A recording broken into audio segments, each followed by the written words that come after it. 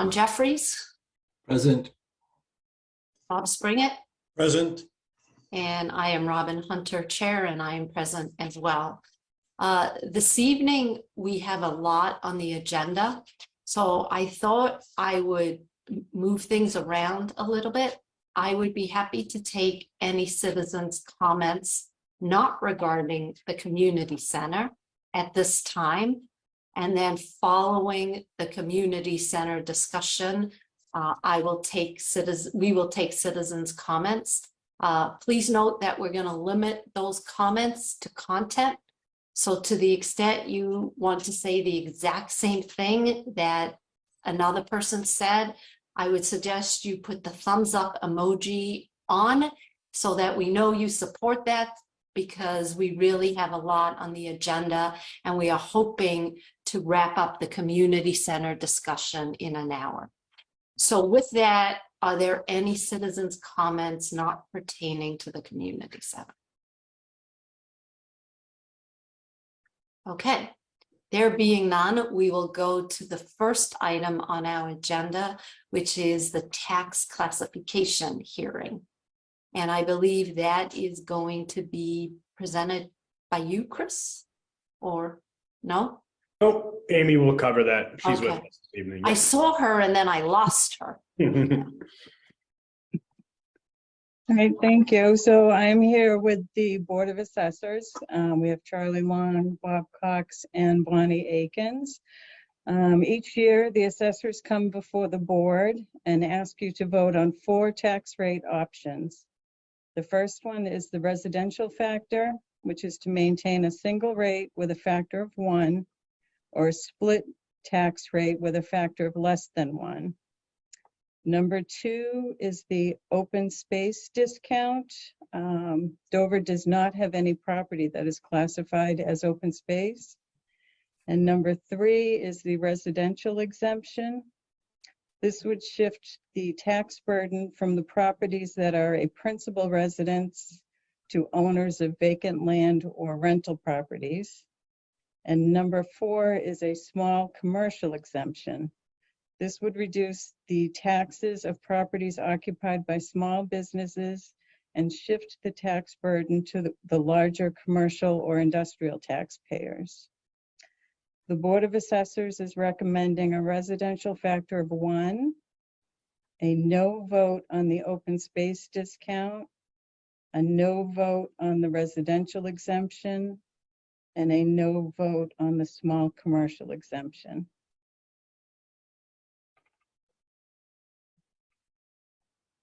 So this is, if my memory serves me well, and I'm getting old, so my memory does not always serve me well. This is standard with what we've done in prior years, correct? Correct. And you don't have the tax rate this evening. It's just the recommendations for a single classification. Correct. Okay. So I don't have any questions or comments. Bob, John? No, it is, as you point out, it is seemingly SOP. Okay. All right, then I am going to move to approve the recommendation of the Board of Assessors for a single tax classification residential factor of 1 with no open space discount, residential or small commercial exemptions. Second. All in favor? I, Robin Hunter. Hi, Bob Springett. I, John Jeffries. Okay, thank you. Thank you, Amy, and thank you to the Board of Assessors. Thank you. All right, and now we will go to the next item of business, and this pertains to the community center. So just as a little bit of background information, we have been meeting quite regularly, the Board of Selectmen, along with the Building Committee, and our last action item was to have a peer review. The OPM, Phil Palumbo, myself, and Chris Dwelly have worked over the last couple of weeks with Joel Bardman on this peer review. This evening, what we will do is present the findings on the peer review, have a discussion about those findings, and then if the selectmen have enough information, we will vote on the actions to take this evening. If we feel as though there are some open items, we will act and take a vote on November 30th. Again, the way the schedule is laid out is the Board of Selectmen have voted to have a town meeting on June 3rd. This will be a special town meeting. The purpose of the town meeting would be to present to the town the new costs associated with the community center, as well as some savings that the town could take advantage of as a result of value engineering recommendations that have been made. Important to note that none of the cost reductions will reduce the size of the building. That was a criteria of the selectmen. We wanted to make sure that the building could house all of the programs that it was designed to hold. So there is no reduction. We need to make a decision by November the 30th in order to meet the June 3rd deadline. There is a lot of excellent information in the report, and I hope to have some good discussion and to find a path forward for this community. As we have noted time and time again, it is unfortunate that the community center is being somewhat of a divisive issue within the community. This was a decision that the town of Dover moved forward with. The Board of Selectmen wholeheartedly support a community center. However, it is our responsibility to bring to the town some options that are potentially available to reduce the cost overruns. We will take comments at the end. Also of note, Park and Rec in one of their meetings they have decided that if a decision will not be made by the Board of Selectmen by November 30th, that they will move forward with a citizen's petition to bring this to the town. We can discuss at a later date, if it were to come to that, what the timeline would be for the citizen's petition. What we will do now is go over the report. I personally was very impressed with the report. There is certainly a lot of things that we could do to help reduce the cost overruns of the building and still maintain a building that is timeless, which is what I believe the citizens of Dover were looking for, and a building that will be able to hold all of the activities that we as a town wholeheartedly support.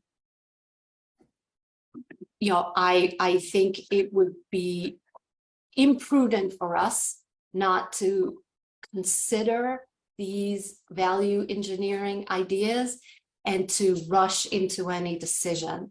And so if it takes us some additional time, and that would be through November 30th to make the decisions, I would support that, because a lot of hard work has gone into the report that we are going to have presented this evening.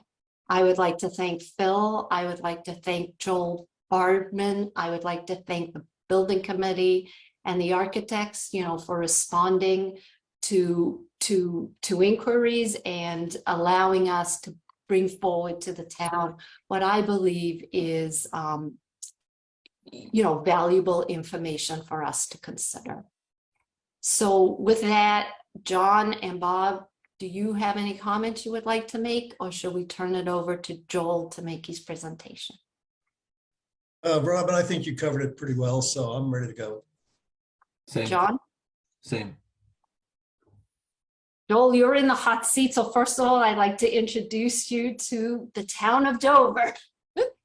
and to thank you for your patience and your creativity. And it really has been a pleasure working with you over the last few weeks, and we really do appreciate the ideas that you're bringing forward. So thank you.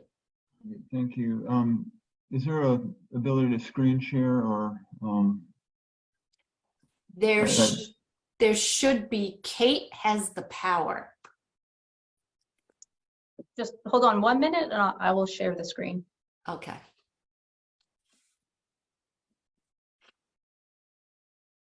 Okay, you should be all set.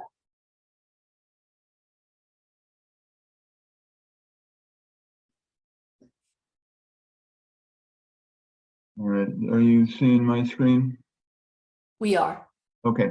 I understood that there's on the agenda, there's a 10-minute slot, so I don't have that many slides. I'm going to try to be brief. I appreciate how you put what we're doing in context. The idea was to look at the project with a fresh eye, make suggestions of things you might look at without valuing or making a decision as to whether those should be implemented. So it was a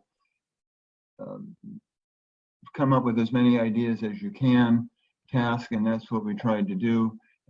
Certain ideas have already been put by the wayside, but these are the survivors. To put into context what we did, that looking at a project, especially on a cost, is tough. You're estimating numbers, and what's lucky about the Dover project is that PM&C is a cost estimator. They worked with us and Dover on two projects that are very similar, exactly the same program. The difference is the size of the gym, and they did it at the same time. So we have two cost estimates that are great data points of comparison. And then the projects were bid, Dover's and Pembroke's, within three and a half months of each other over the summer. So we then have another set of data points that are actual market values for things like the brick on your building, the windows, the waterproofing, the roofing. Instead of being caught, as you often are in a project, with estimating and hypothetical values, we actually have real values to compare.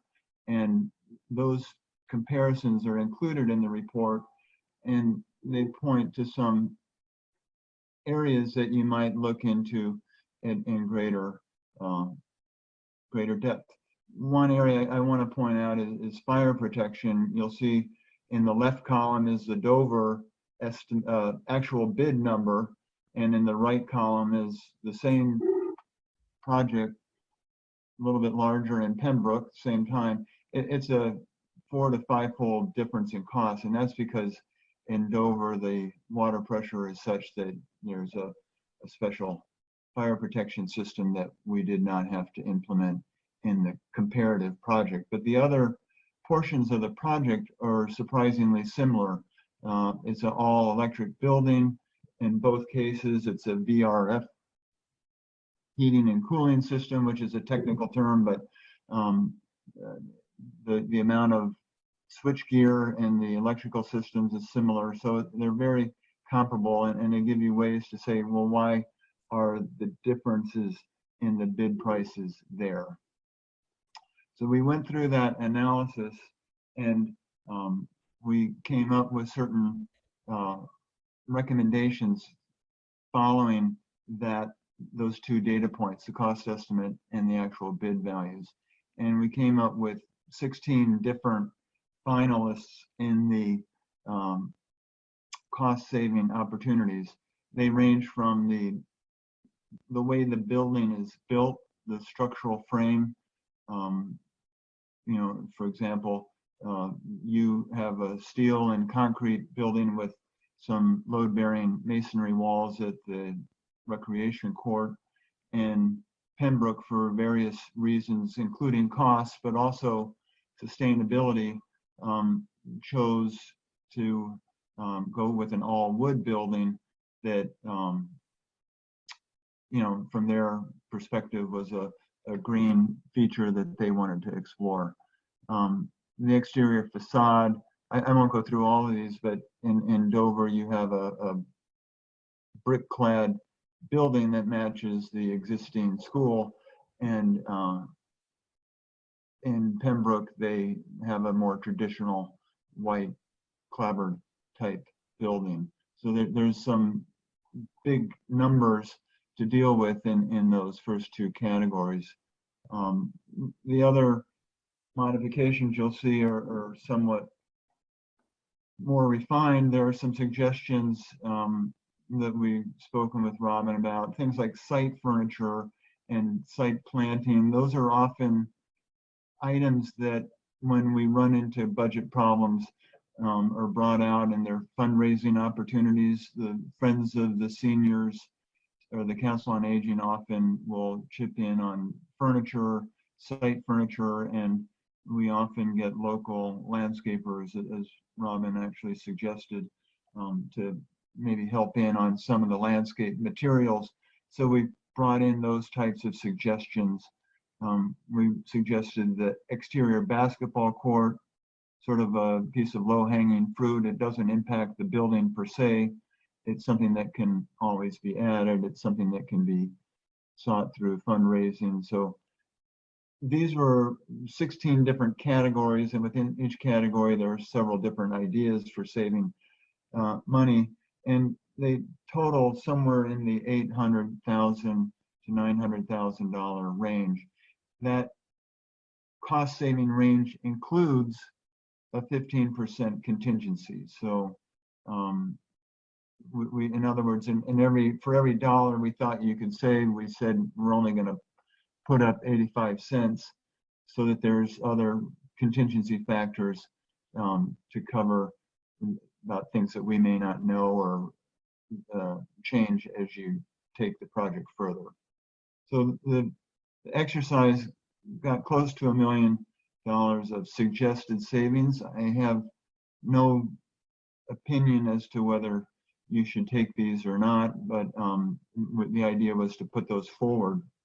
What I wanted to talk a little bit about was in the report, we said we understand you don't want to make the building smaller from a program point of view, but there may be some opportunities to make mechanical or utility spaces smaller, or circulation spaces smaller, that allow you to save some money without reducing the program, or conversely, keep the building the same size, but transfer some space from a mechanical space, for example, to a utility space. And to show that I wasn't just making this up, the pictures on the left are a mechanical room at the comparative project.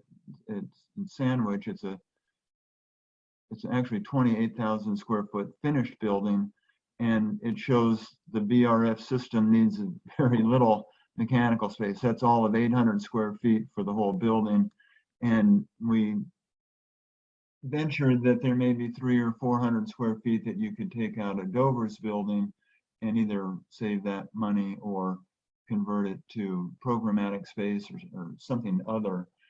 We know you're not going to get it all out of Dover's because you do have the pump room for the fire protection system. You have the storage tank, but I just do have these comparative pictures because we're showing you a comparative chart here that shows circulation space being smaller at the comparative projects and mechanical building services being smaller at the comparative projects. And those are two areas that we thought, it would be great if you could convert that to some other more productive use space or save the money. And when I point out that the circulation space might be reduced, this is a picture for a comparable facility. And so I'm not saying that the circulation space is brought down to 4 feet corridors and it's very tight. It's a public building. It's a senior center, recreation center that can have wide enough corridors for people that might have disabilities and kids and seniors commingling in that space. So when we talk about circulation space, taking a look at that, it's not bringing it down to an absolute zero.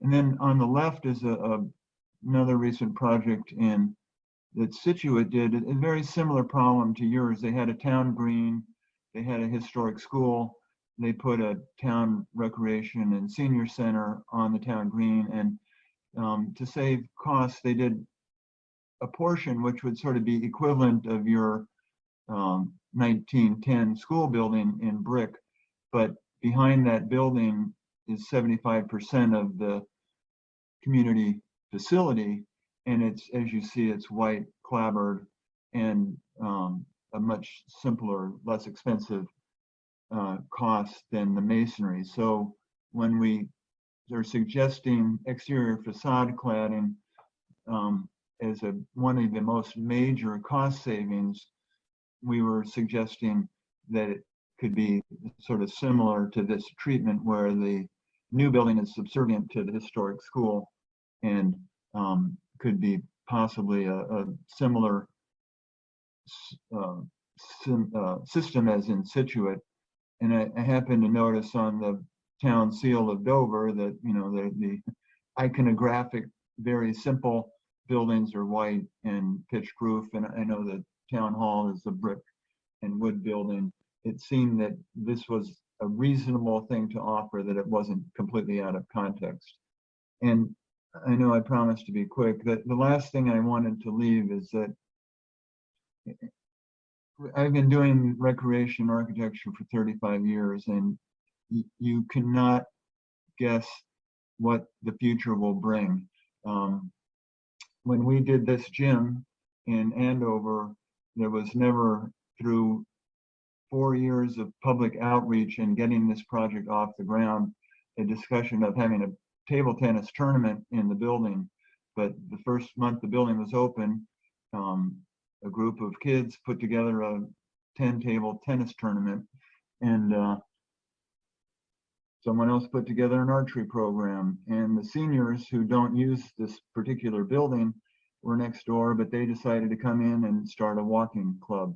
So my point is that as much as we all think we know what a project needs, over time the project develops new needs and new opportunities.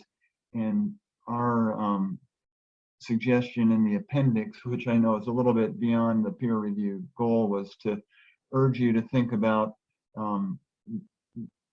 your project in Dover is going to have a 50 to 100-year life, and think about, you know, if there are any ways to make that as flexible as possible for future generations of Dover citizens. And that's the gist of the presentation. I know Phil's on the line here, so that he may want to add a few topics. So Joel, you know, first of all, again, I'd like to thank you for your candor throughout this process and the ideas that you brought to the table. I'm sure in your 30 years as designing community centers or buildings for communities, it goes without saying that towns run into a similar situation to what we ran into. And there's a need at times to rethink those designs. It's so, you know, we really appreciated the ideas that you have brought to the table. It definitely was the kind of report that we as the Board of Selectmen were looking to get, so that we can create a framework in which to move forward. So thank you. Bob and John, do you want to comment on the report now, or do you want to turn it over to Phil?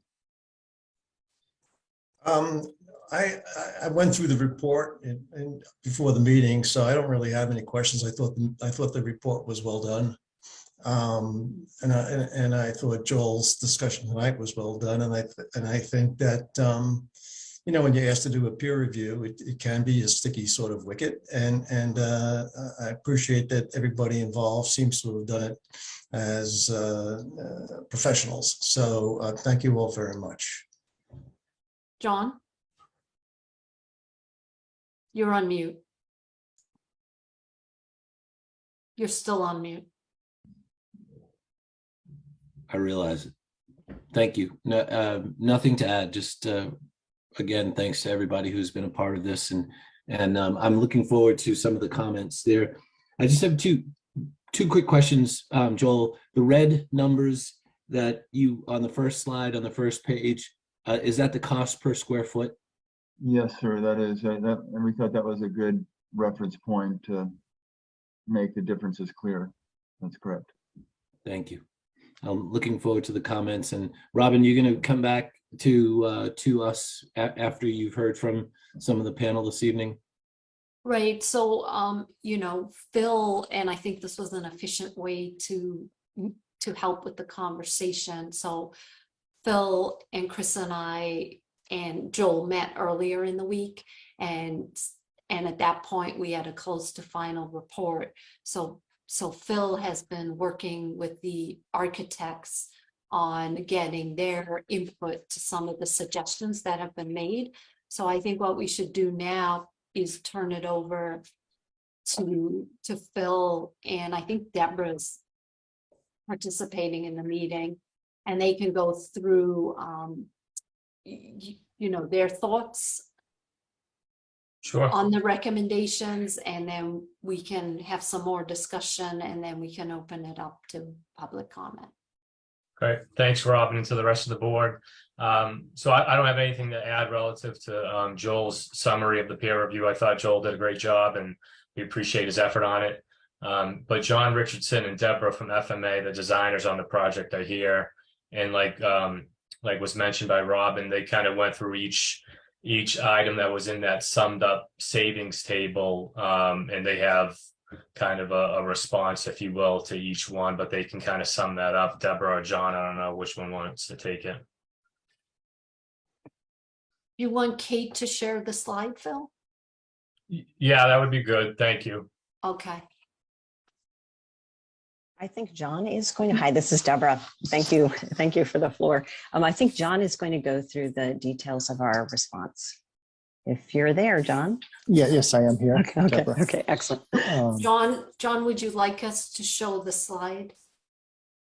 Yeah, you can show the one that Phil shared with you where we categorized Joel's Right. list. And it has 1, 2s, and 3s on it. Yes. So, I mean, first Kate, off, do you have that slide? Yes, If you- in the report that we posted online. No, No. it looks like I can share my screen, Kate, if that Okay. works. Sure, you can share it. Okay, here we go. all right. Can Yeah. everybody see it? You got it? Okay. So I mean, I'd also like to thank Joel for his effort. That was a lot of effort in a short time to review, and I agree that it is it's helpful to take a step back and look at all these. And we don't have, with maybe one exception, any disagreement that these are reasonable suggestions in terms of design or engineering.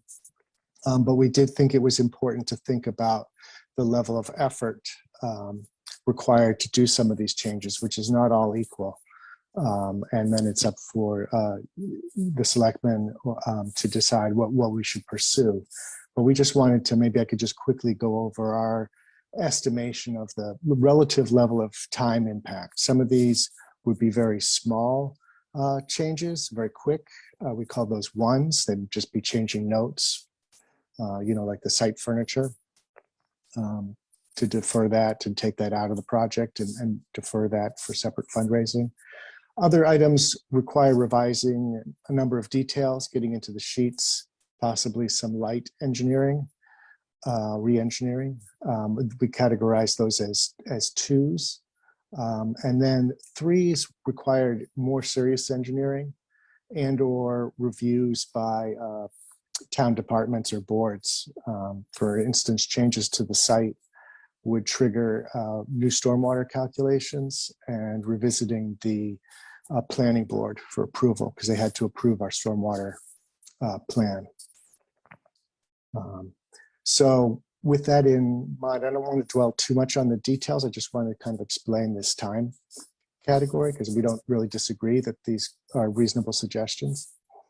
The structural frame modification, again, I don't disagree with what Joel said, but we designed a CMU box for the gym that serves as lateral reinforcing to the 1910 building, which has no lateral reinforcing. So changing that structure would require our structural engineers to re-engineer the combination and possibly introduce braced frames into the original 1910 building. So that would be a fair amount of engineering. The exterior cladding, as if that's separate, that would just depend on design direction, but detail wise, it's not a tremendous amount of effort, but I would say that it did take us 6 months of meetings to go over the exterior before. So I would assume we would have a couple design meetings to change the exterior look. The closed cell insulation, we don't recommend it. I've done this before. We recommend keeping that. I've done this detail before. It's very important to have a continuous air barrier in an existing building. Right now, there are moisture problems in the basement with moisture coming through those walls. So we need to, in a continuous system, and we feel that spray foam is the best way to achieve that. Window frame modification is relatively minor, revising details. We could do that. Fiberglass is an excellent suggestion. Changing the roofing of the multi-purpose room, really we call it the community room, and as well as the skylight.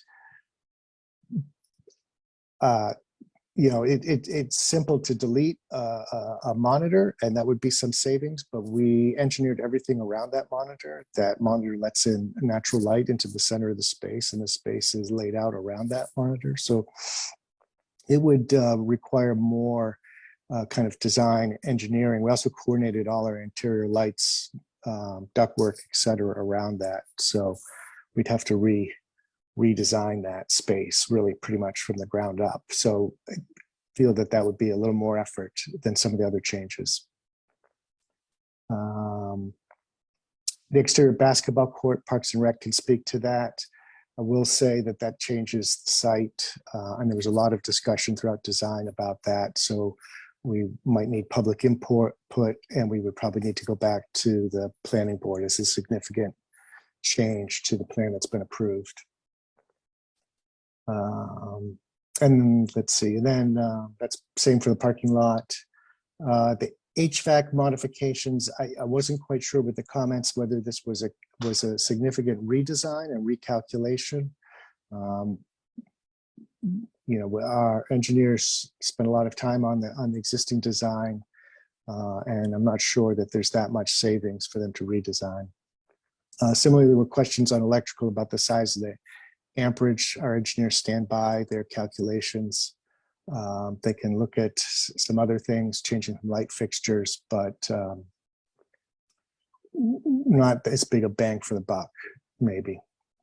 But the suggestions were all relatively minor, and so we put those in the second category, just a bit of re-engineering.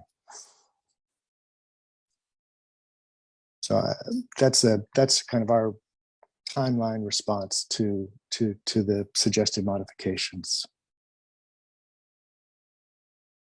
So to me, I am a problem solver.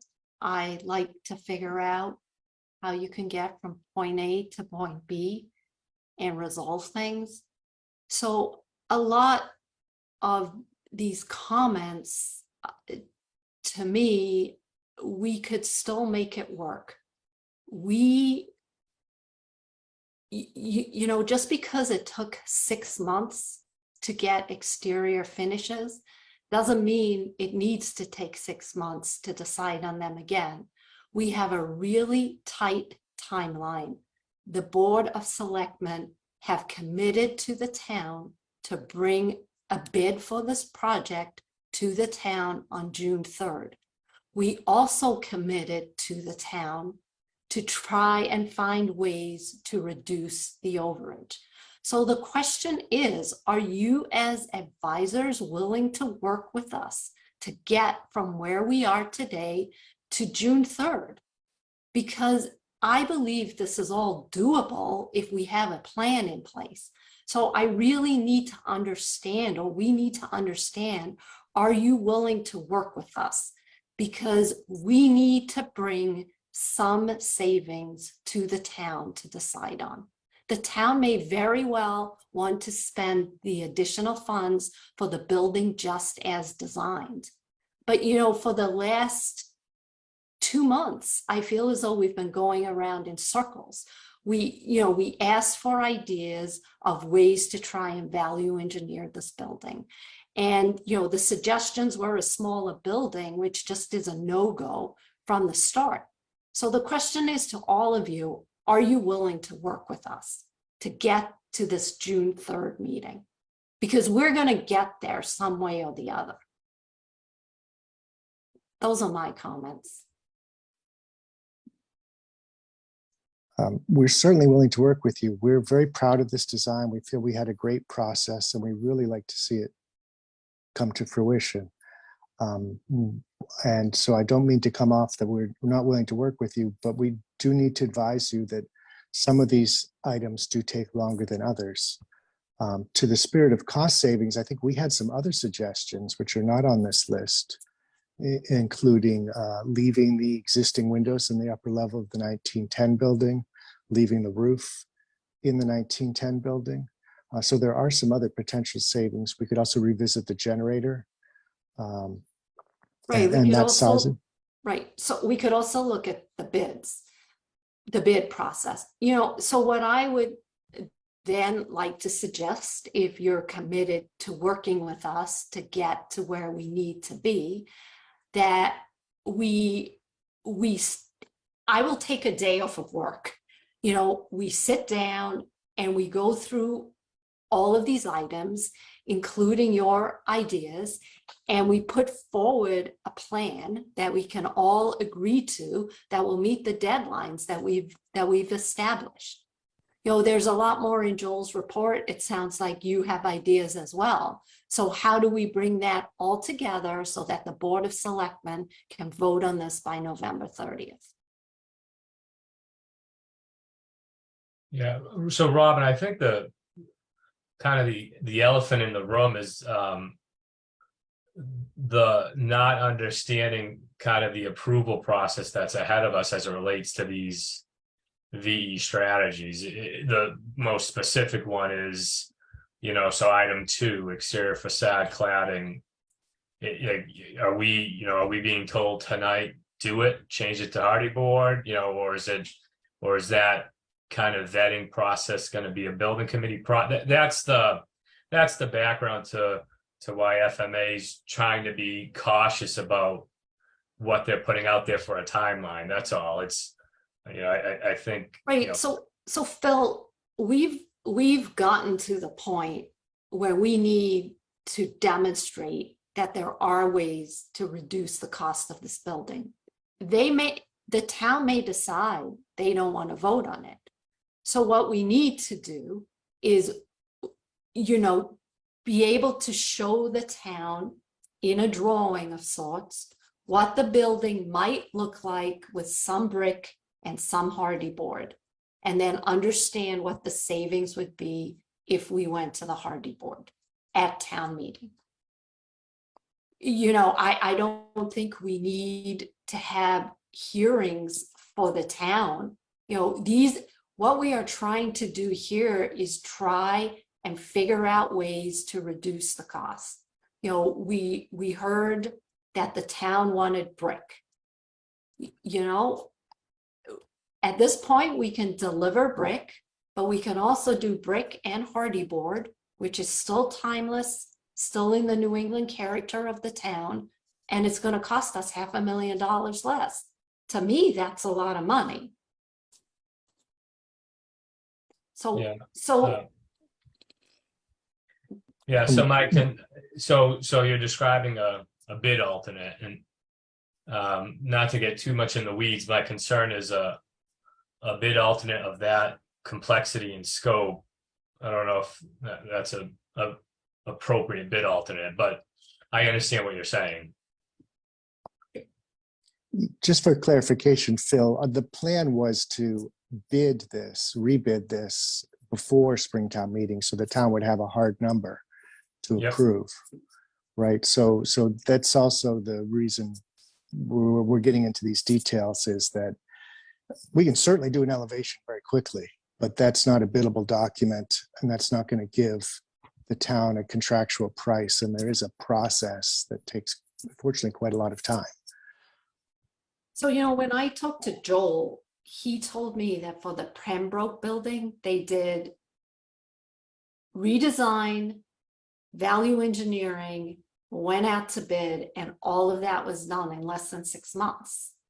So I'm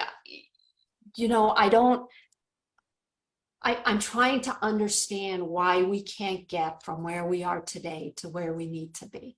So I am not an expert in the municipal bidding process.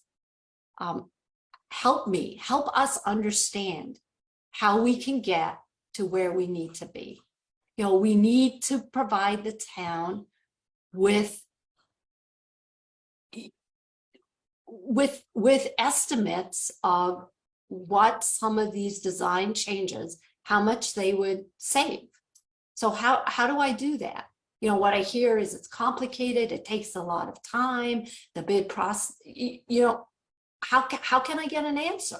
Or how can we get an answer as a town?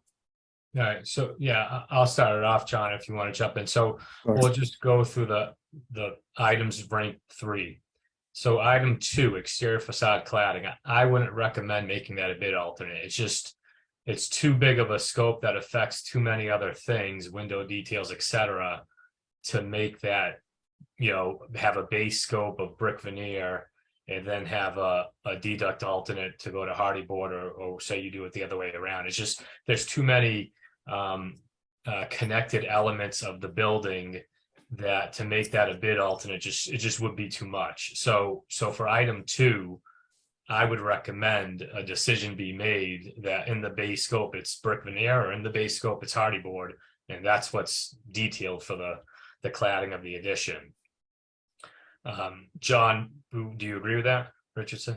Yes, and we'd be happy to redesign it. Part of the reason I'm struggling with time is I'm not sure how many of these 16 items will be accepted. If we have to do all of them, then it's going to take time. It's just the unfortunate reality of it. All right, so that's item 2. So item 5, roofing. You heard John talk about the fact that they designed the community room around that roof structure and the roof monitor. I'll let John speak to that redesign effort, but what I would say is, knowing that the goal would be to revisit the layout of that community room. If that roof gets changed, that's not a bid alternate. Let's make that decision now and do that effort right out of the gate. Item 6 is connected to item 5. Essentially, there's some kind of internal gutter systems within that community room roof system, so that item 5 and item 6 are essentially connected.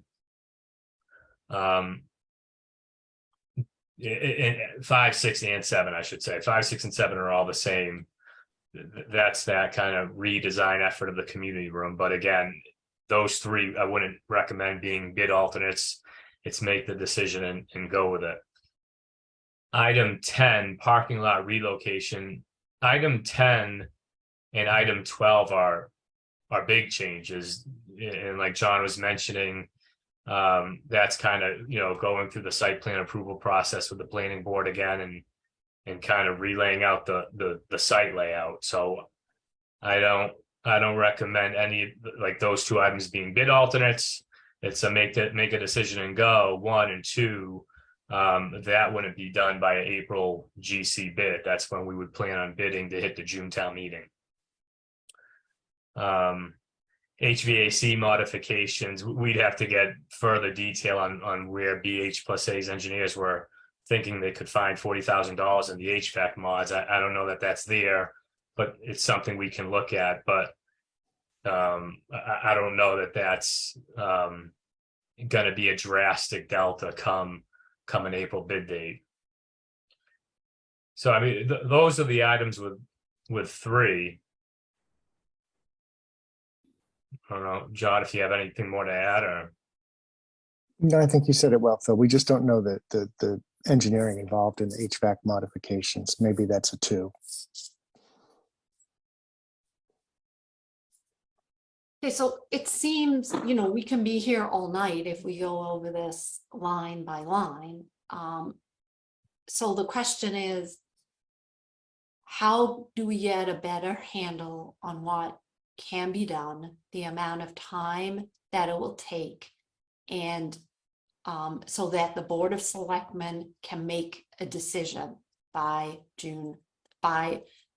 November 30th, so that everybody knows, you know, what their marching orders are. You know, clearly it's very difficult to dismiss the $430,000 saving by going to Hardy Board. It's a difficult thing not to do anything with. And I just, at this point, I am somewhat confused. It seems as though what you're telling us is you have to pick now, Rick or Hardy Board, because you can't do it as a alternate bid. yeah, we wouldn't recommend it. There's too many connecting pieces to it. What does that mean? So window details, foundation size, you know, wall cavity, etc. Yeah, we have 17 drawing sheets that show the brick, either an elevation, detail, or section, that would have to be revised. Well, we could do them, but to do it 2 ways, as Phil said, would confuse the bidders. I don't think, I mean, Joel, you could weigh in, but I would have never seen that Yeah. level of bid before, in my experience, bid alternate.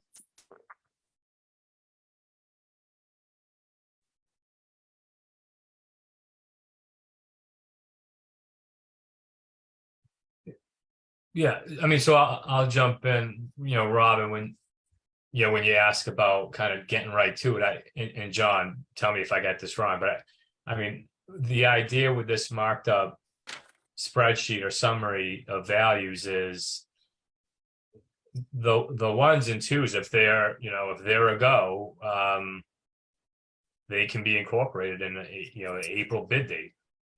Right. Okay, so find me a solution to how we can get a handle on the cost of Hardy Board versus brick, so that we can bring something to town meeting that's in the ballpark, that people know what the building will look Well, I don't think this 430K number is a crazy number to utilize on what you're bringing up, Robin. I mean, that's the number. It's just the issue is, again, making a bid alternate for the exterior cladding, so that can be part of the choice at a June town meeting. We just wouldn't recommend doing that. So to answer your question, that the 430K savings would be the number that would be used. like.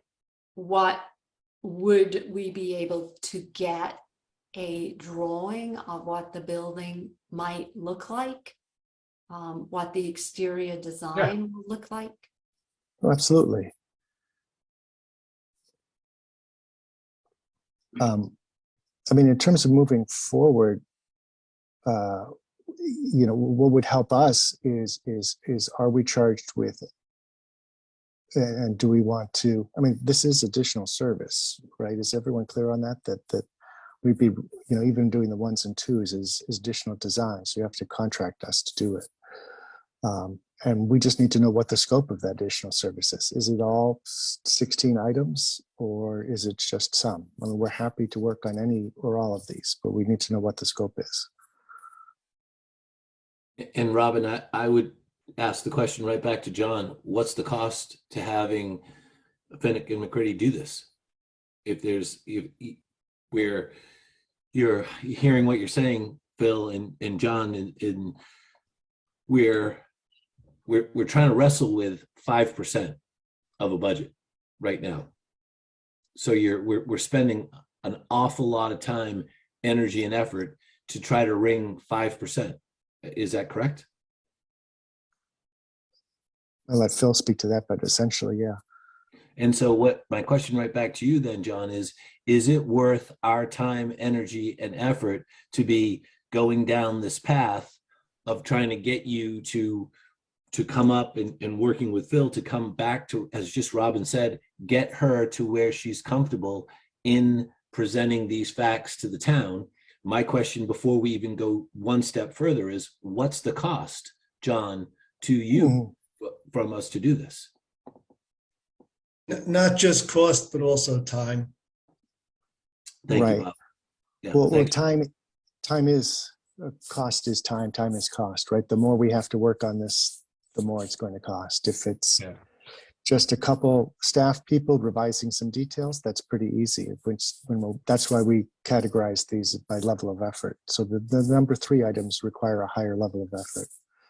I appreciate that, John, and I think that's very helpful in to categorize or to segment the items that, to back to Phil, would impact to the time and impact the engineering and impact the entire design, is, to Phil's words, something he wouldn't recommend. So we hire Phil to tell us what he would recommend, because that literally is his job. So I am inclined to listen to the guy that we hired, because if push comes to shove and we find ourselves in a stalemate, he's the guy that I'm going to point to as the guy we hired for this. So I can't be any more black and white than that. So what I want to hear is, what's the cost, and is it worth what we're trying to get out of this in the end to go down this path? If it's not worth it, we've got to make a decision, and I'd like to hear from the building committee as well as to their thoughts. We have to make a decision very quickly to meet the timetable that we have made to the citizens of Dover. Robin, does that make sense? So John, I had made some notes. I usually don't do that, but the balancing points here are potential savings versus added time and cost to do this. I think the value proposition is, I'm going to be way more comfortable going to a town meeting in June, knowing that we fully vetted options to save money for the town and to bring this project in closer to the approved level that the June, I guess it was June 21, I guess, I don't know, was authorized. And so looking at both Joel's work and Phil and the architects here, this work, I think it provides a foundation to be able to make a strong presentation about, what alternatives we've looked at, what issues we've covered, what the impact would be to X, Y, and Z, what the cost and time would be, because that's all important, I think, for people to make a decision in June, versus what the original design will come in at in 2023. We don't know that either. So my point, and I think Robin, you can jump in. I think our point was to be prepared to go to town meeting with a slew of information and thoughtful work that we could chat with our residents about what we did, why we did it, what the time and cost would be for change, what the value would be relative to the design that was presented a year ago. That's what I think. I want to be able to go to a town meeting and say, we're going to ask you for more money. And I don't know if that's the case. I mean, we may be in a recession in 2023. So we just don't know. But I want to be in a position to be able to say, before we ask you for more money, here's all the things we've done, working with a due diligence architect, working with our team in town to make sure that we've looked at what I don't know what the expression might be, to uncover areas where we could create efficiencies or lower costs. That, to me, with the building presentation that we have, that makes puts us in my view, it puts us in the strongest position to go to town meeting and to be hopefully get to a yes vote again. Yeah. Well, just to paraphrase Bob and John, the whole purpose of this exercise was to exercise fiscal responsibility and to demonstrate to the town that we looked at ways to value engineer the building and that there are savings if you would like to tweak some of the designs within the building. Yep. And what we're struggling with now is how do you present these potential savings? John says it's only 5% of the budget. Last I checked, $1 million was still a lot of money. But, Yes. Maybe it isn't. Well, it's a good point, Robin. It's 5%, it's $1 million, but back to John, what's it going to cost us to get that 5% saving? And then all of the members on the call tonight who are impacted by the services that are provided, what's the delay? What's that cost factor going to be by going down the path of Well, John, there is no delay because we are committed to delivering a June 3rd town meeting. So Correct. that's the parameters we're working in. I believe we as a board agreed that we would be prepared to have a rebid package of the building at town meeting by June 3rd. June 3rd. And along with that, we would also be able to identify and quantify certain savings that should the town elect to go to the cheaper version, we would then move forward with those. Fiscally responsive version. Yes. So then so the question is, next steps, how do we do that? Right. And so, when I talked to Joel, and Joel, you could comment because maybe I only heard what I wanted to hear. Because I do that sometimes. We all do that sometimes. He had, I asked him about how they got, when they first went to bid on the Pembroke building, the bid came in too high. So there was a huge value engineering effort. They even cut square footage out of that. So I would think that was a large design change. And I believe what Joel told me was it took 6 months to do the design change as well as prepare all the bid documents and go out to bid. Did I hear you right, Joel, or did I just hear what I wanted to hear? No, that's correct. So how long did you redesign? Because bidding takes a substantial amount of time, as you know. Yeah, Joel, didn't you redesign during design? You found out during the estimate process, right? Well, we had 3 months to redo the site, redo the building, and make all the changes that were being made. So You found out during the estimate process in design that you had. we did it before it was bid. That's correct. Yeah. Right. So that's That's a drastic difference is the issue. So during design, we VE'd about $750,000. We went to bid with a design, a building and site design that per our estimate was on our budget. We had a $700 a square foot construction budget, and we came in over budget because of the market spike.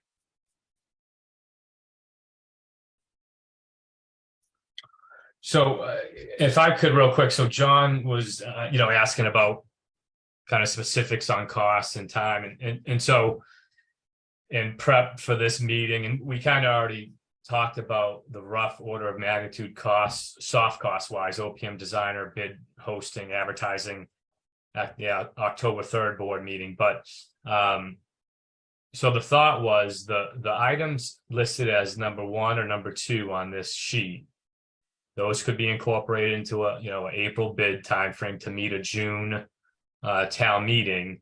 And with OPM designer, bid hosting, it would be roughly $650K. That's utilizing the monthly rates that the OPM utilized during the initial design process and the designer as well.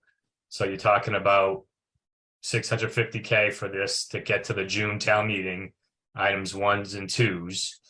But in the event, and that's kind of with the thought that, a decision is made on those scopes. Yep, do hardy board or based off of that $430K, keep a brick, whatever the decision is.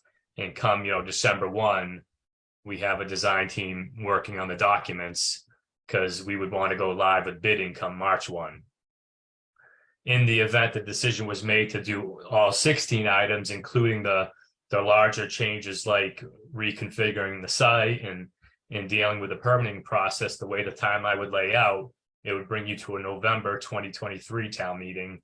OPM designer, bid hosting, cost estimating, rough order of magnitude would be around $1.2 million to get to that point. And if you want to kind of bring up the topic of, what is this project cost based off of what we bid at on June 1 of 2022? If we were to bid, April of 2023 with bidders carrying their cost to a June 3rd town meeting, you're looking at roughly a $1.2 million escalation factor added to the value of the project, market value of the project.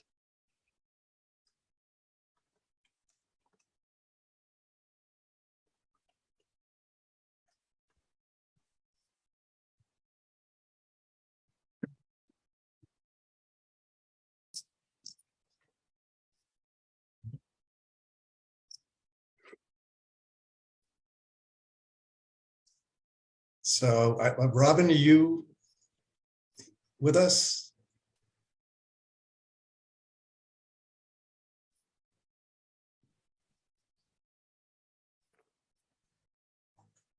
Well, I don't know what happened, if she's dropped or what. From my perspective, Phil, those are the kinds of points and counterpoints and issues that we need to be prepared to discuss at town meeting.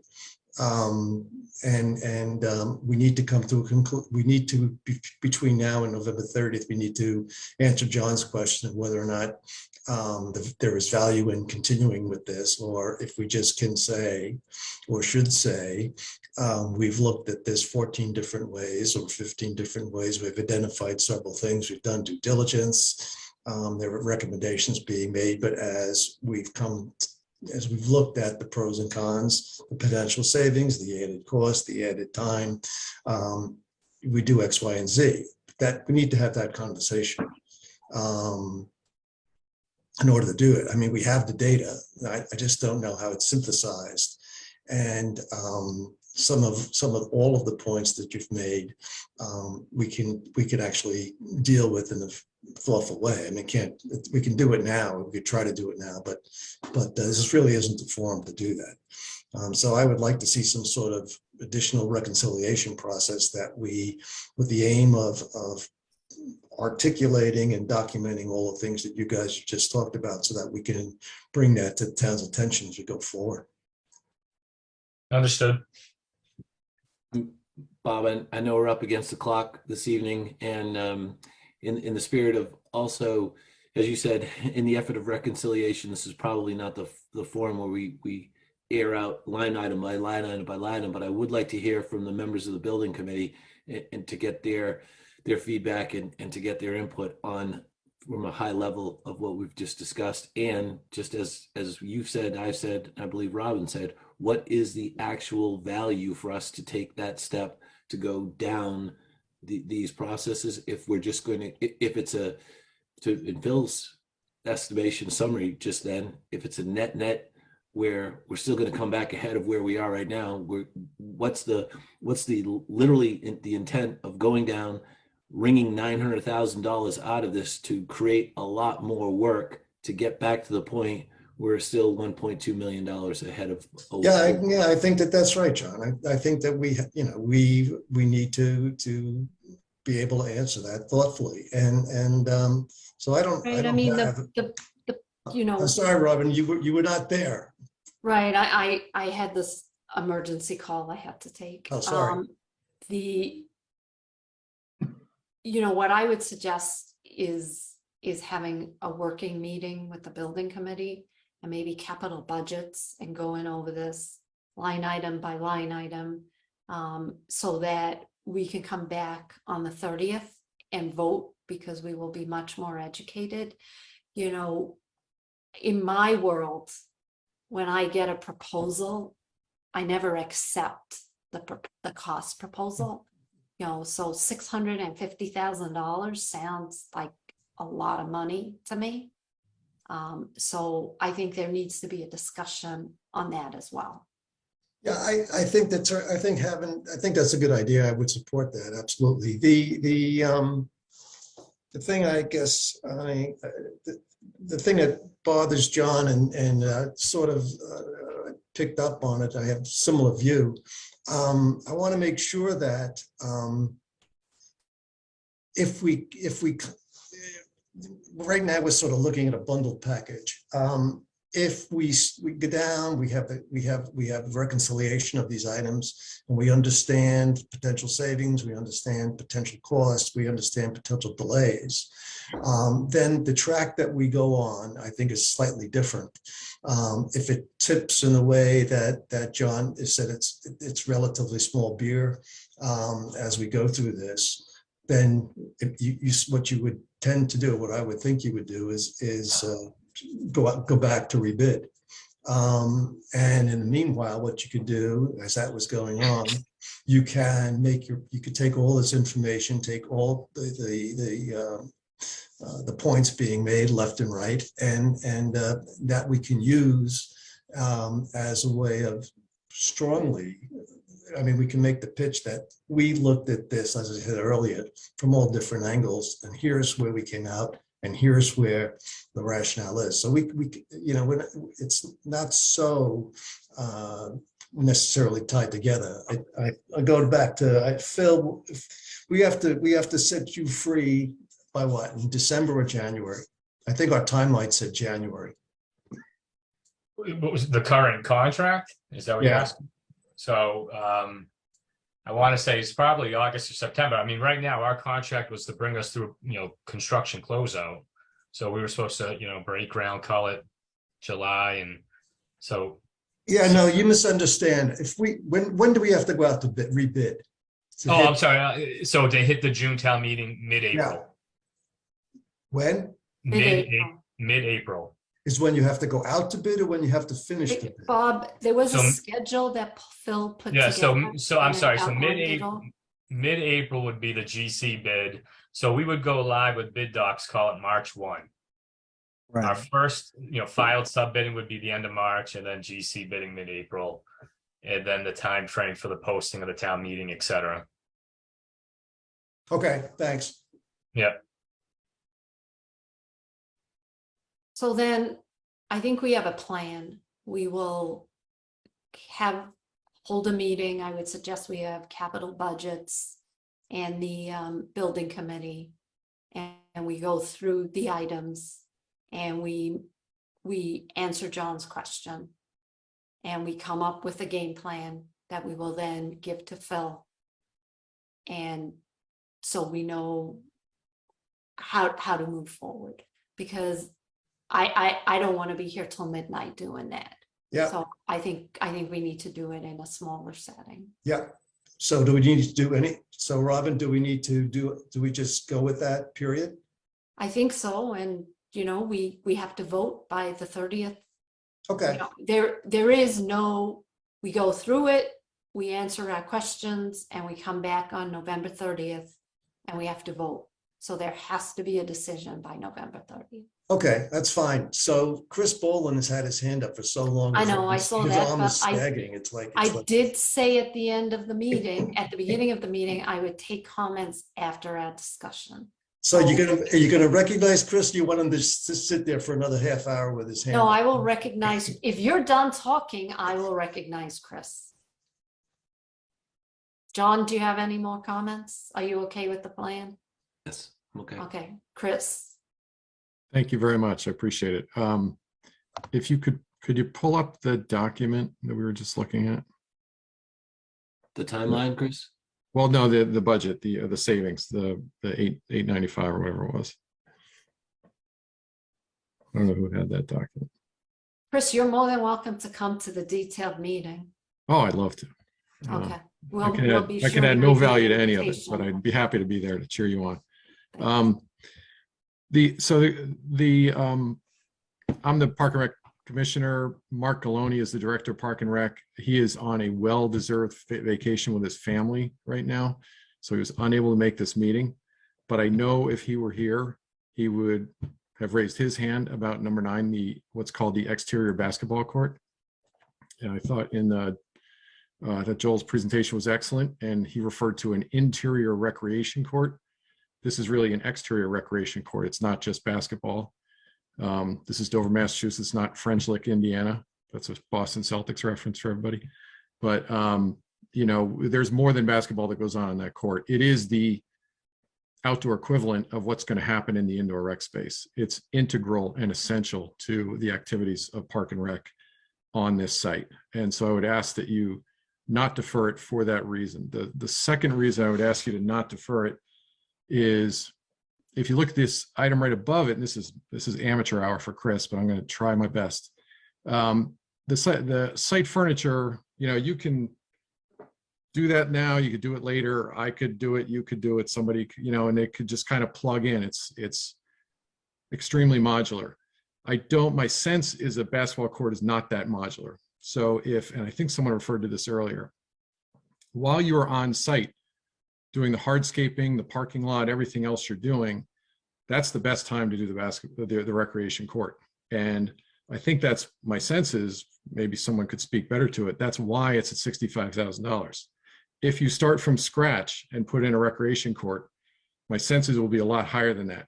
My frame of reference is, we had a Park and Rec meeting last week, and we talked about looking into building an outdoor pickleball court somewhere on one of the recreation properties, so one of the park properties.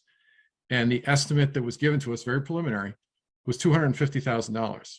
And so that's a little sneak preview for a future capital budget meeting, but that's quite a bit higher than $65,000. And I don't know that they're apples to apples, but my point is, in that 250 is site development, all the equipment, all the design and everything, which by taking it out of this here, I think you're adding that in at a later date or in some other way. And so if that's the idea, I think it's a bit of a, it's a bit, difficult to claim that that we could raise another $65,000 and just pop it right in there. The idea was, in a lot of other community centers, there is external fundraising for some of the items that they want. So the idea here was pull it out of the bid package and do it at the same time, but fundraise to complete the court. And the $65,000 was based upon a proposal for an exterior basketball court that Bardman got recently. That's where the number came from. Yeah. So then back to my first point, which I make on behalf of Mark, which is it's too integral to put it at risk of a fundraising effort. And also the people who are going to vote for it are expecting it's going to be there. So I'm hopeful that you will consider keeping it in. It is not a major portion of your savings here. It's a portion of your savings. I understand that, but it's too integral to what we do to put it at risk. Robin, I'm Biz Ford Spalding. I don't know how to put the yellow hand up, but Okay, I saw your human Thank you. hand up, Ford, so I was going to call on you. thank you. I don't know how to put it up, so thank you, Robin, for noticing my hand. Just the building committee, and we haven't had a meeting to discuss this. We just got the report 2 days ago or a day or so ago. I have been talking with Phil about it, so I have a pretty good understanding of these 16 items, because these 16 items have been on our plate for 6 months, 7 months anyway. So I'm familiar with them. I can, without asking the building committee, we are more than happy to help, as I indicated to you when we got together probably 2 months ago. We're be happy to help in any way we can. Feel like we've been put on the shelf for a while, and if we can get off the shelf, that'd be great if you want us. Meeting sometime before the 30th would be great. If you look at next week, it's Thanksgiving week, and then you have 2 days the following week before the 30th, if my calendar's right. We can try to pull it together, and we would be happy to do what we can. What I think we do need, because I still don't understand, is exactly what the selectmen are looking for the June 3 town meeting. What I think they're looking for, and what I have in writing at least from you and others, is a vote on an article that would fund the existing plan that was voted on a year and a half ago, whatever it is. If that is turned down, then we would go to reworking the building, and that would be the process. For that town meeting, however, you need to have best guesstimate numbers. They won't be bids, because that probably won't be ready for, but they be best guesstimate numbers. What Joel has done is helped us with that. We can delve into it further. We can also talk to cost estimators to find out what inflation rates are, et cetera. But we could have, for the June 3 town meeting. Okay, so Ford, I think. Finish if I can. We can have for that June 3rd meeting our best estimate of what it would cost, and then you would probably go to a town meeting later on based on bids to fund that change. Am I wrong?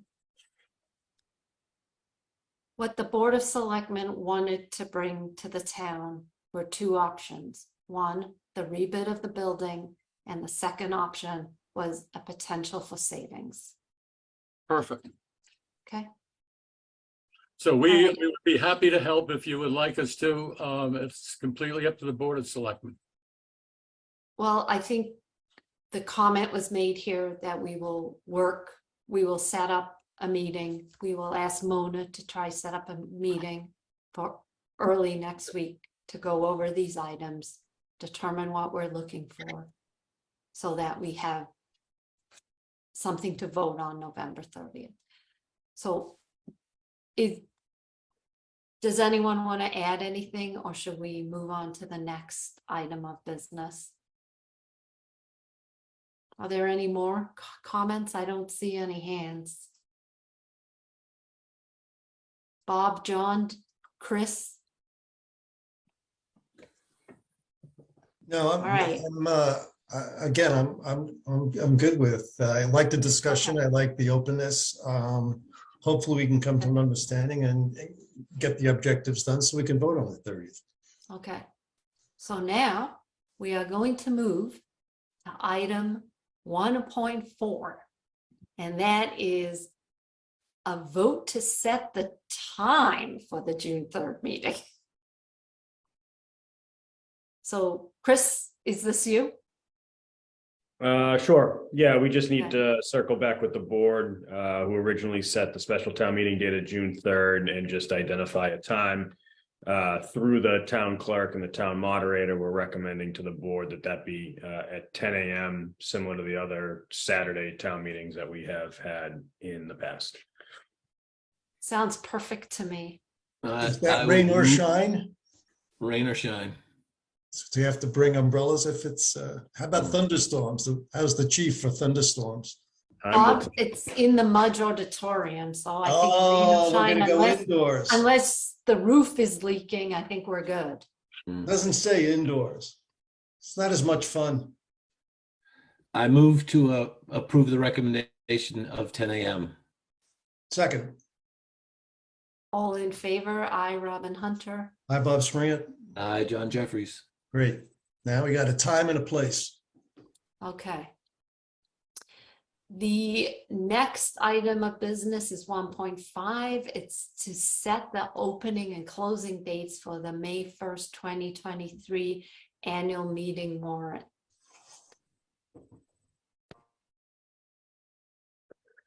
Thanks, Robin. It's time for the board and all the town entities to begin the annual town meeting process. Each year, the board sets an opening date for the warrant, which allows both residents both departments and staff, and then also residents to be able to submit warrant articles to the board for potential inclusion in the annual town meeting warrant in May. So in keeping with past practice and the time frame of which we've typically followed for the warrant to be open, we're suggesting that the annual town meeting warrant open Wednesday, November 16th today, and close Friday, January 13th. And there's a motion to that effect in your packet. Right, so then I don't think we need to discuss this, so I will move to set the 2023 annual town meeting warrant opening and closing dates as Wednesday, November 16th, 2022, and Friday, January 13th, 2023. Do I have a second? I will second with a little asterisk. And I'm going to ask Chris, where do we stand with some of the recommendations that came out of that town meeting discussion? Because as we go into the warrant process itself, people who are presenting, asking for warrants are going to have a little bit higher burden of engagement with the community. So. Sure. So two pieces. One, where we are at is I have reached out at the board's request to the entities who would be leading some of the outcomes that came out of that meeting. To date, I have not heard back from those individuals. Secondly, unrelated but related, we can generally, when we send out the memo notifying folks that the warrant is open, we can generally highlight some of the themes that came out of that working group, such as ensuring that warrant articles that are submitted within this next 2-month time frame ultimately or the intention is that they will be ultimately presented in May, and also to ensure that petitioners are ensuring that they are having public engagement sessions, and we can provide some examples leading up to town meeting so that warrant articles are as vetted as possible before we head into the annual town meeting. So we can do that as we can just do that. We'll just do that anyway. Okay, thank you very much. So I third the motion since I already seconded. All in favor? I, Robin Hunter. Hi, Bob Springett. Aye, John Jeffries. Thank you, Chris. Sure. Okay, so the next item of business, and I learned all about this last night in the capital budget meeting, is I lost my train of thought, is to award the bid for the roof replacement. And Kate, I think you and Carl are going to present this. Yes, that's correct. Okay, so before you, we have a contract and request to award the bid to JD&D Construction. And so this is for the townhouse roof. Gale Associates have been helping us with this. So we had our bid opening on October 6th, and there were 6 responses received. JD&D Construction was the lowest responsive and responsible bidder Responsible. with the amount of $557,102. And this has been a long time coming. We have a start date for the spring.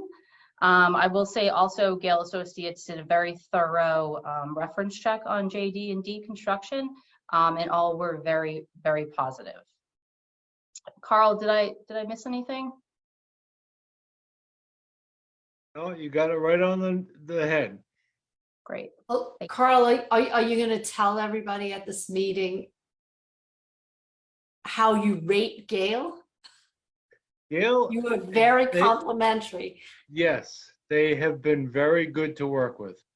And I hope to continue working with them in future projects.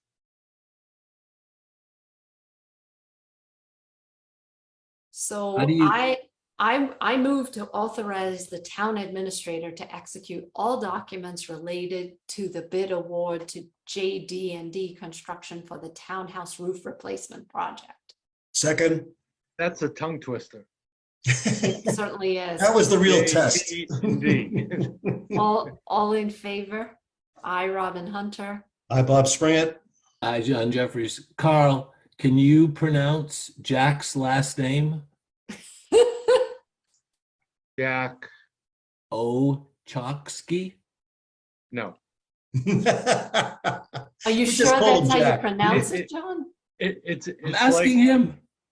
It's like the window project, a G in. That was a tough one to pronounce.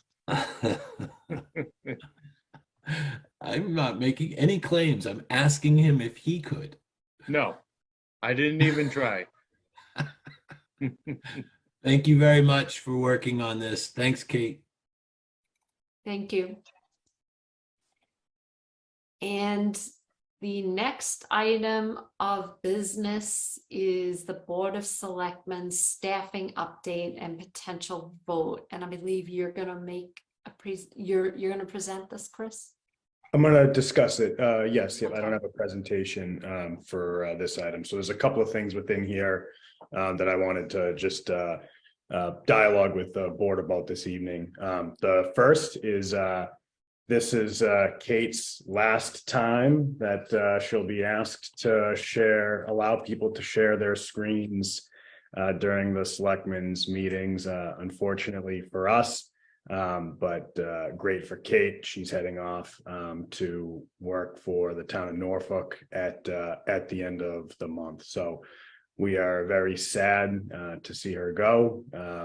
She's been with us almost the entire time during this 3.5 year transition process, and has been steadfast in her leadership and her contributions to the community. She's really spearheaded and implemented almost all of our communication modernization efforts, led a new classification and compensation process that was 25 years in the making and that are never easy to do anywhere, among many other contributions in modernizing our personnel practices and procurement practices. So she would be sorely missed, but we're very happy for her as she sets off to another community. So I just wanted to take a moment to publicly recognize her and thank her for all that she's done for the team over the past 3 years.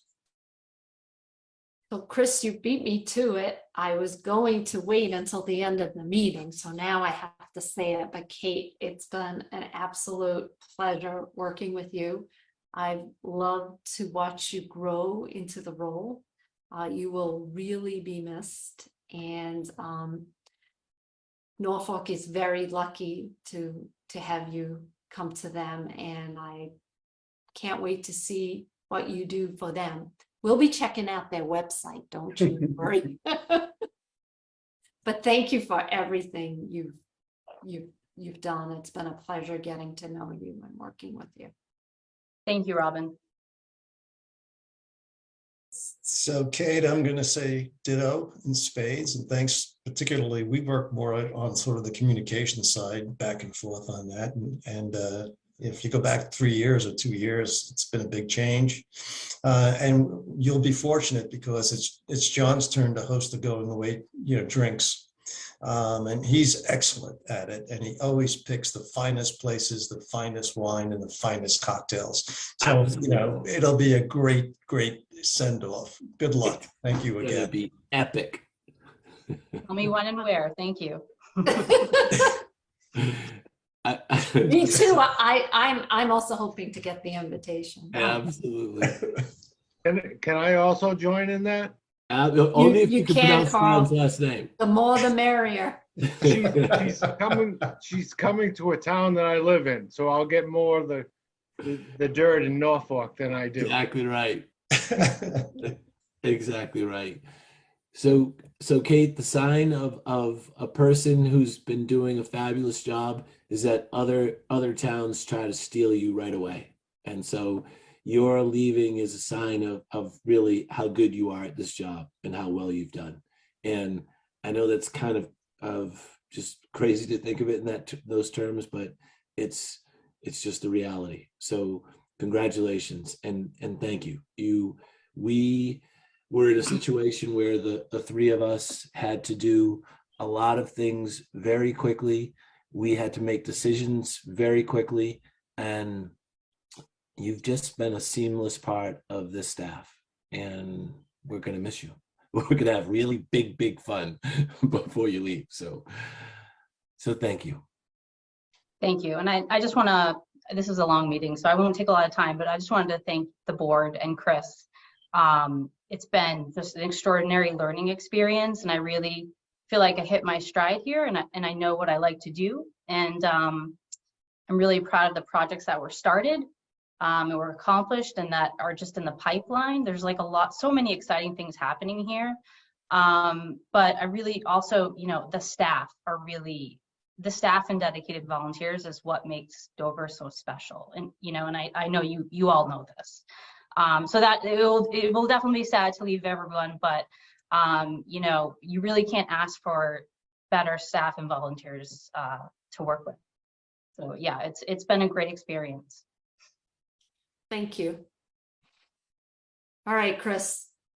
So on that note, I just wanted to update the board here with a kind of a little bit of our planning while we still have Kate with us for the next couple of weeks. So, fortunately, again, thanks to Kate, we've taken a team approach to the core facets of her role, in particular the human resources and personnel matters and the communication matters. So in the short term, while we figure out our recruitment strategies and try to find a replacement suitable for replacing Kate, we are in a good place to continue to function day to day.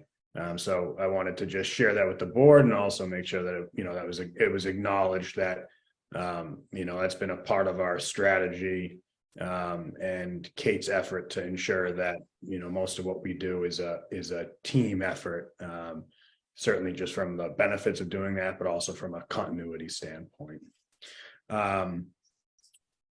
One of the things, or some of the other things that I wanted to highlight for the board as it relates to staffing this evening is we are going to be starting our interview process for our management analyst position, which is our repurposed IT web coordinator. And one of the things I think would be beneficial is if there's a member of the board who's interested in joining our kind of interview team as we go through that process, that would be a good thing to know of, particularly this evening. We'd like to get started with the interview process. I think at the tail end of this week, beginning of next week. So I'll save that for for the board's discussion at the end of the segment. But I wanted to share the news that we're starting our interview process for the management analyst position. I also wanted to share that and this was really Kate's work here, and I see a member of the board on the screen as well, but we've got our health agent, our new health agent, new position identified and hired, and will be starting in about a week and a half's time. So that's really exciting. Really glad to have that role filled. It's one that's really difficult to recruit for and identify people. It's a very sought after position in Massachusetts municipalities. So it was great work and a great opportunity for us to be adding that individual to our ranks. And then longer term, I wanted to just flag for the board that while it's difficult losing Kate, it's an opportunity for us to revisit the assistant town administrator position, as well as the currently open municipal project manager position, and perhaps tailor one or two of those roles in a way that might meet our ever-changing needs, demands, and recruiting landscape that we find ourselves in a time when it's very difficult to find folks to work in local government, as well as just work in general, I guess. So wanted to tee that up for the board, that I'll likely be coming to you with some considerations or suggestions for the board's discussion and review. So that's just my update, and the only action item at this point is let me know if anyone's interested in joining us for some very short interviews for the management analyst position. Kate can fill you in on the details of those if you'd like to know. So Chris, I'd be happy to help out there. I know that Robin has a pretty busy schedule, and John unfortunately continues to have to work. So, I'd be happy to step in. Assuming that I get nods from my colleagues. We never turn down a volunteer, Bob. I hate doing it, Robin. I mean, I learned that, no, I hate it, but your schedule is wacky and John's schedule is wacky. And I figured, what the heck? I have a little time. All right. Well, That sounds good. Appreciate it. Thank you. All right. That's it for that agenda item, unless the board has any follow-ups or questions or comments. So the next item is the Board of Selectmen. So a couple of topics and initiatives. So John, I don't know if you have tonight a recommendation on the next steps for the Hill Yes. Reservation. I do, Robin, thank you. Okay. So, Chris and I met with Eric Arnold at length on the 11th, and we had a deep dive and a very substantive discussion about this, and I'm happy to report that we are very much on the same page in terms of And what is that page, John? And that 12. is 13. Yeah. That page is, we, the town of Dover, are looking at a fall 2023 meeting. And let me give you the perspective of the pressure that Hale is under by their board. They are committed to the dollar amount of the conservation restriction. They have been receiving pressure from their board that the dollar amount they're asking for the town of Dover and for the town of Westwood is not enough. And let me put this in context for you, something that happened just today. The town of Newton was offered the ability to buy a piece of land. Bob, you probably heard this as well. Yeah. So for those of you that didn't, a 20-acre parcel of land is being offered to the town of Newton for $24.5 million. So the town of Newton is being offered this land for $1 million, for more than $1 million an acre. That's, by comparison, we are being offered a conservation restriction on 720 acres of land for $10 million. Think about that. And this family is absolutely, the Newton family is absolutely convinced that they're offering this land to the town of Newton at a steep discount relative to its open market value, provided the town will use the space as open space. Imagine that. So a little bit of context and color.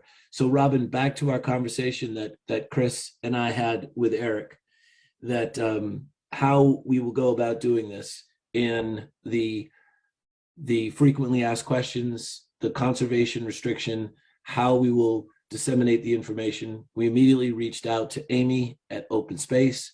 We reached out to other members of the Hale Task Force that have been on standby. I've spoken to just about everybody on that task force since our meeting.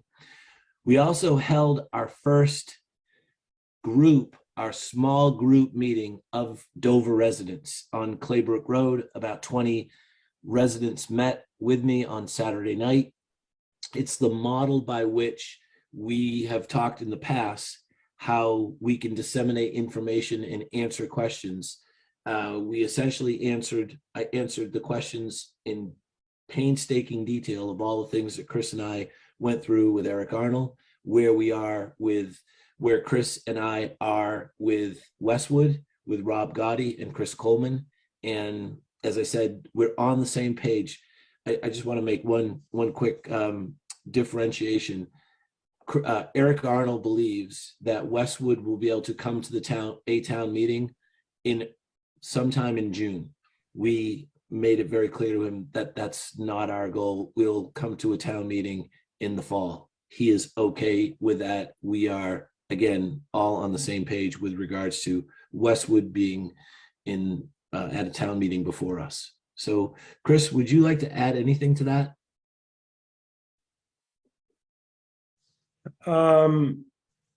Yeah, just a couple of, I guess just a couple of questions to wrap that up, John.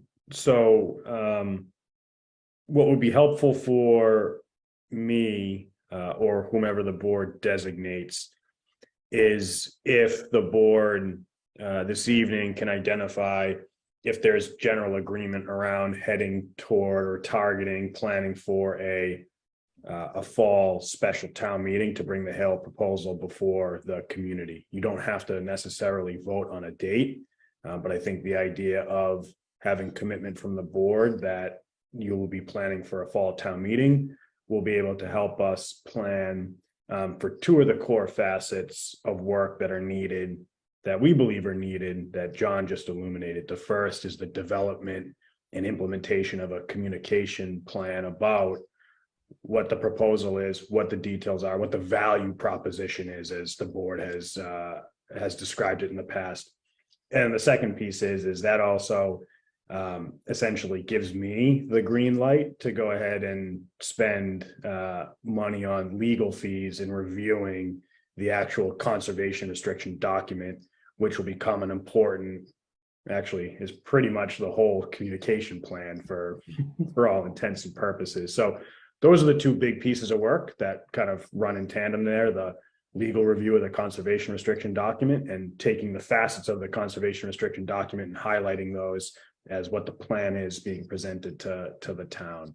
And so we'd be looking for two things this evening: the general agreement, if there is, around a special town meeting in the fall, and then any additional outcomes that the board would want to see as it relates to, did we miss anything that you would want that we didn't describe other than the communication piece and the review of the conservation restriction document? I most certainly support that. I think the caveat is, and we mentioned this to Hale, that we need that communication document to be ready for the town meeting. and they're gonna have one bite at the apple. And the only chance of getting this approved at a town meeting is to have that communication piece available sooner rather than later and begin to educate people. Thank you for mentioning that, Robin.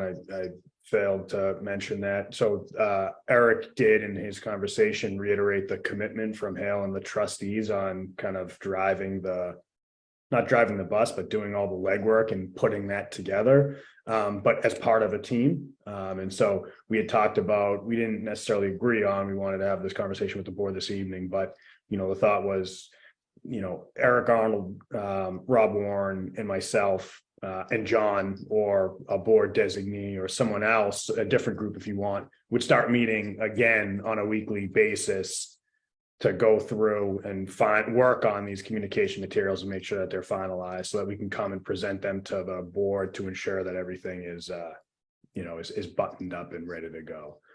So there's some flexibility there too in that format to suit the board's desires. Right. So do you want a motion? A motion to the effect of the commitment to a fall town meeting, which would indicate to us that there's the board's intention that we will be spending resources and efforts in presenting the Hale proposal to the community in the fall. That would be the only motion that we really need at this point. Okay, so then I will make a motion to reflect the board's commitment to have a town meeting in the fall of, is it 2023. 2023, right? For Hale For Reservation. the purpose of presenting to the town the Hale Reservation proposition. Second. All in favor? I, Robin Hunter. Hi, Bob Sprant. Hi, John Jeffries. Okay, and John, since you're on a roll, you can give us an update on the Board of Selectmen's Thank you. Yes, so I've size been committee. It has a very different- busy these past Yeah, you've couple of been weeks, busy. Madam Chairman, and I have had one-on-one conversations with 11 people for.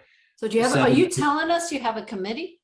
I have 11 people who would like to be a part of a 7-person committee, which is a good thing to have. Right. Good. So there's some people who are getting back to me with regards to their spring travel, their spring availability.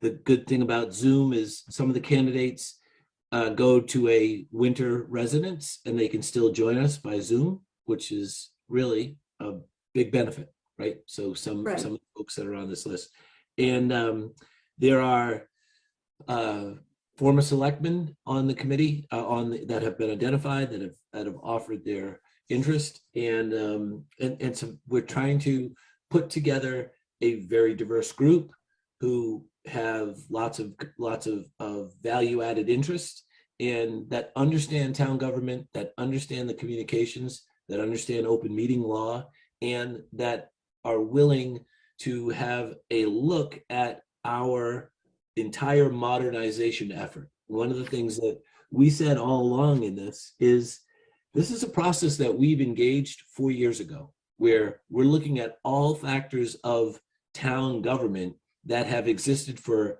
in some cases, 400 years that we are still utilizing. And we're utilizing some extremely well, and others have really just been introduced to us through necessity, Zoom, as we're experiencing tonight, that have worked really well. Others, as we discussed at our last meeting, how trying to integrate go back to our in-person meeting with the concept of also having Zoom has not worked so well. So we're going to take a look at this in a comprehensive manner. So I will leave it there and say that I am really pleased with the quality of the people that we've spoken to so far. Well, it's excellent news. I'm glad to see that committee is coming together nicely. It will. Likewise. Right. All right. So the next item on our agenda is the award bid to Grovitz Community Planning and Design for the Village Center Design Services. And this is the planning board is championing the village center design. And I know they met with each of us individually. And this is to award the work or the consulting work in connection with this to Grovitz Community Planning. So Carol, do you want to say something on this? I see you're here.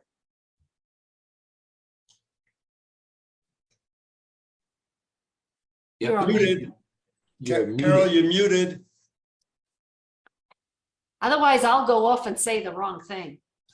Oh, okay. No, you're still muted. It looks like you're still muted.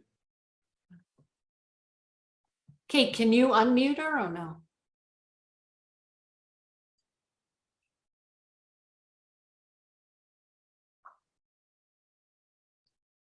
Here we go. How's that?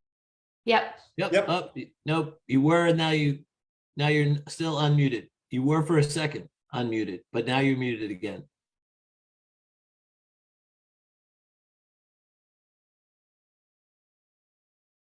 Still muted.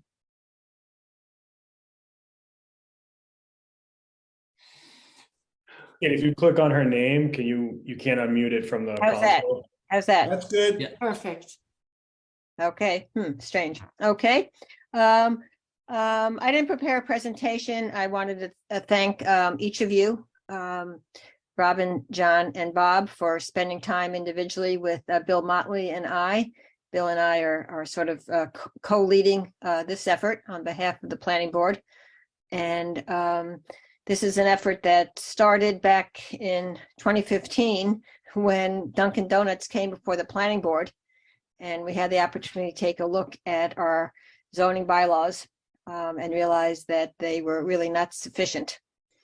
And we started some work on this back in 2021 with a village center survey that clearly resonated with the town folks. We got well over, I think, 250 responses, which for Dover is really quite wonderful. We were very, very pleased. Since then, in addition to meeting with the three of you, Bill and I have met with the owners of the Dover Market. We've met with Mr. Corrigan, who is the owner of the Victorian House across the street, best known as Jack Donahue's offices. We've met with Jay Hughes. We've met with Craig Rafter. And we're still working on scheduling time with Linda Worth, who owns the building with her Dover Eyes and the dry cleaners, and then with Doug from Dover Automotive, and then Jim Snyder. The good news is that between the survey and all these discussions, there is a very clear consensus and agreement, which is always wonderful when you start a project, that the town center is of incredible value to Dover's residents, and that with the renovation rebuild of the community center, it's the right time to really look at doing some more global planning of the whole area, so that in the years to come, we have a very inviting center of town that meets the needs of Dover's residents. So this contract is what we call phase one, which is working with Ted Grovitz and his company to develop a recommendation to be presented, hopefully at town meeting in May, of a continuation of some zoning bylaws that prevent, that give us the guardrails we need as we wait for phase two, which is a more global approach to looking at the whole village center. So that's what's before you. The price has been whittled down. The funds are in our budget, and we're hoping to have something, a draft by mid-February, which works well for the timing of open hearing and then the town meeting. It will include, obviously, continued outreach to the public, and we hope we have your support. Thank you. Yeah, Carol, thank you very much to you and Bill. What was enlightening to me from those conversations was Bill's recollection of Dover Center as a vibrant hub when he was growing up in town, and wouldn't it be great for it to return to that? Exactly. So thank you to all of you. So Chris, do you want us to make a motion? No, it can be moved as part of the consent agenda. Okay, all right. Well, thank you, Carol. I'm glad you could make it. You did a much better presentation than I would have done. Well, thank you. And again, thank you for your time. All right. So upcoming agendas, I think we know we have a vote on November 30th. Other than that, I'm not, I think I'm fine with the rest of the agendas. Bob, John, do you have anything you want to vote? No, it's good. Add? All right. Just to remind everybody that the That you're going to the game tomorrow night? We know that. Which is why we're here tonight. Right. No, Robin is why we're here tonight, not me. This was Robin's ask. I just tagged along. I'm losing valuable time trying to get Taylor Swift tickets here. Oh my So is God. my wife, yeah. A lot of time going into that one. Yeah, Good and luck. you get nothing. Good luck. Don't go through a scalper because Well, do you know if you got floor tickets yesterday, they're being offered for $12,000 each. yikes. I'm not that big of a fan. Just saying. I don't even know who she is. So it's like, She's forget it. awesome. She's the most brilliant. She's a marketing genius. That's all I can say. I admire her immensely as a businesswoman. Robin, the general on sale goes on sale on Friday, so we have another chance. I missed out too, so. Right, but you know what? Do you have a Capital One? Tomorrow I'm going to try with my Capital One card. I know, I don't. Yeah, good luck. Let me know how it goes. Thank you. As riveting as this Taylor Swift discussion is, I think Kate's hungry and Chris. Yeah, we need to move on. All right. You would yell at me, Robin. Yeah. Well, this is very important stuff. Chris, I assume you have no updates, right? So I can adjourn the meeting. Or do you have an update? Who? Just three quick things for the board. First, I'm close to wrapping up all of my budget meetings with departments, and we have almost all of the operating budgets submitted for the FY24 requests. So good productive conversations. There'll definitely be a lot of decision points that will need to be made by the board and the warrant committee as we undertake our departmental reviews in the new year. But that's all to say that I've got pretty much everything that I need to be able to put together the financial presentation and picture, which will be presented to the board December 15th. Culvert work on our culvert project, the feasibility study in which we received a grant from the state for the Dedham Street and Willow Street culvert replacements. They're going to be doing some test borings as part of the feasibility study on November 21st and 22nd. We'll put something out on the web and on Twitter just to give people a heads up. You'll still be able to drive down the road, but you might see a traffic detail. Just wanted to let everybody know that that's what's going on and that the work is proceeding as planned. And then I feel like we're in Needham. You go down Central Ave. Yeah. That's a water main, isn't it? Yeah, a little different of a project for sure. And then lastly, the solar array on the highway garage is continuing to move forward as planned. Still anticipated that will be online next month, which is perfect timing for us to be able to start reaping some of the benefits of lower electricity rates than what we're expected to see over this winter. So that's it for this week. Sounds great. So I don't see a consent agenda. No, there isn't one, Chris. Oh. So do you want me to move that Brovitz contract? I Yes. think I think that would be fine. It was listed on the agenda. It was discussed publicly. Yes, yeah, if you wouldn't mind, sorry, making a motion to award the bid as it reads on the agenda. That would be good. All right. Our apologies on that. Oh, no worries. So I make a motion to award the bid to Brovitz Community Planning and Design for the Village Center Design Services. Second. All in favor? I, Robin Hunter. Hi, Bob Springer. Hi, John Jeffries. Chris, did I need to put the amount in there of 22,910? No, that's fine. Okay. The right. docs are in the public packet, so Right, it's all. okay, perfect. All right. All right, well, with that, we say farewell to Kate. Please stop by and visit. We will Big miss party you. coming up. Right? She can remotely participate. You could remotely participate. You could show them how well meetings run, although I'm 25 minutes over. Sorry about that, Kate.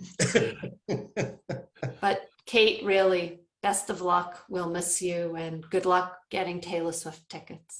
Thank you. And hopefully I'll see you in May at Fox. Yeah, hopefully. We can tailgate together. Sounds great. All right. So with that, I'm going to make a motion to adjourn the meeting. Second. All in favor? I, Robin Hunter. Hi, Bob Springer. Hi, John Jeffries. Good night. Thank you all.